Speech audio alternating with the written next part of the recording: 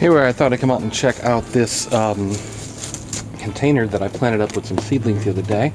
You can see the lid's holding in the moisture very well. It's nice and warm inside, but not too overly warm. Unfortunately, there we go. You can just tiny barely see the seedlings popping up right over there. Just a tiny little bit. So they're just getting going.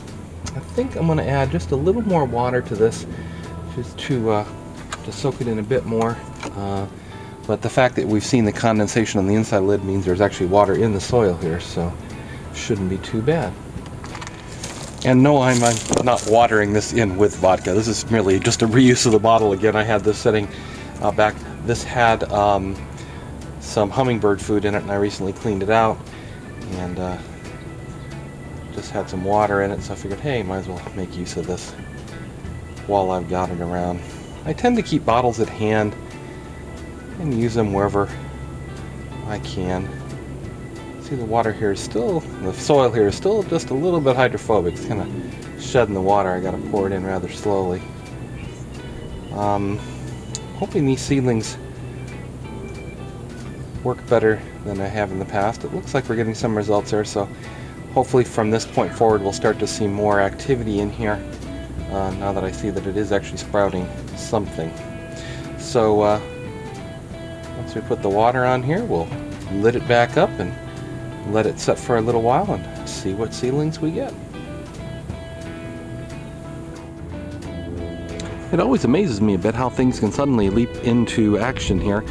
We just saw these little kale seedlings coming up a little while ago here, right here in the foreground. They were just these little seedlings before, and all of a sudden we're starting to see real leaves come up, and things are starting to move on apace there. So that's actually really nice to see. Again, we got a few more elm seedlings here we got to get out of our pot. Back there in the back you can also see some more kale seedlings. I'm going to try and get the shadow off of it there so you can perhaps see a little bit better. Get my own shadow out of the way as well. But there's a whole slew of kale seedlings in the back there as well. The butter crunch lettuce is kicking up again too. It's starting to really come on now, so I'd say maybe a week or so we might have enough that we can pull a few leaves off of that to have in our own salad. Just a little note about paying attention to the directionality of your sunlight in your garden. Looking at this hanging pot here, again, this is the 16-year-old or 16-and-a-half-year-old geranium, and I have to remember every so often that I have to rotate this. I have to change the hanging part of the top because all the growth will come to one side. And you know, this side, it's not getting nearly as much growth as the side that was facing the sun. The way this is hung right now, it doesn't easily turn. It's actually roped up there. I need to put a swivel of some sort up there, I think, and then it would make it easier just to give this thing half a turn as I walk by it each day. If I let go of it now, it's going to return back to its original position. So off camera, I'll actually undo it because it's a rather clumsy operation, and then rehang it with the other side facing out. And there we go with the opposite side facing out here a little bit.